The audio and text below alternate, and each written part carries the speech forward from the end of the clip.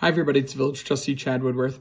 I wanted to let you know what we spoke about at our last Village Board meeting on Thursday. We voted on our 2026 to 2027 budget. This will start on June 1st. I was the lone dissenting vote on that budget. I wrote out some comments I presented to the board. It sparked a good conversation about the fiscal future of the village. The mayor had a good series of thoughts I'll share with you. I think what I'm going to do is I'm going to actually take the video from the board meeting and post that as well as a image just of my comments, and then foster some conversation with the community that way. So please look out for that. We appointed 2 of our neighbors to the Housing Authority. This board is now fully staffed, so they'll work on their job of promoting affordable housing within East Rochester. So thank you to our neighbors who've stepped up to serve there.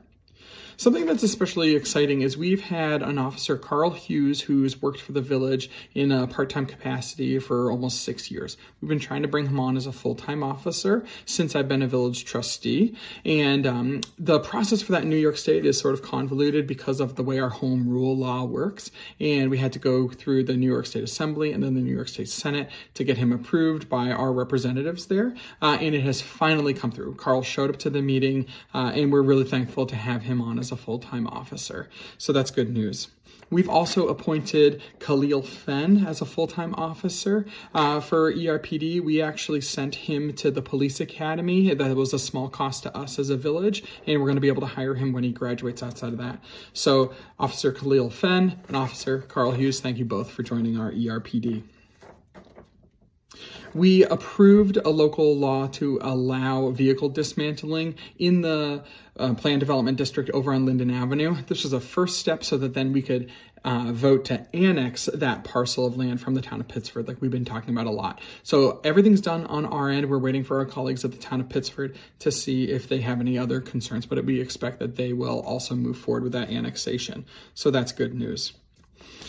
We also got a letter from our town tax assessor whether we want to move that board from 3 members up to 5.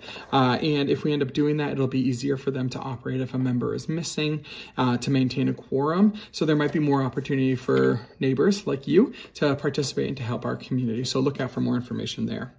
We got a little bit of information about cannabis tax revenue. This has been sort of a hot topic issue about cannabis development in East Rochester. I'm going to share that information with you. I have a graph, or a table, I should say, of those data that we can then take a look at and make sure that cannabis development is happening in the right way for our village.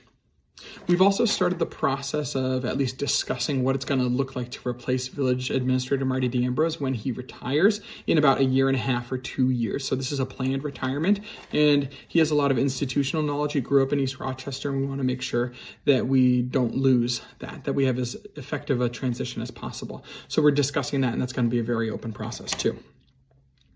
There's a lot of other really exciting commercial development in town the mayor shared in his report, and we should really tout that. There's a lot of great things going on. I'm going to get his comments and share them with you too, so you can be kept up to date. If you have any questions, just send me a message and I'd be happy to answer. Thanks. Bye.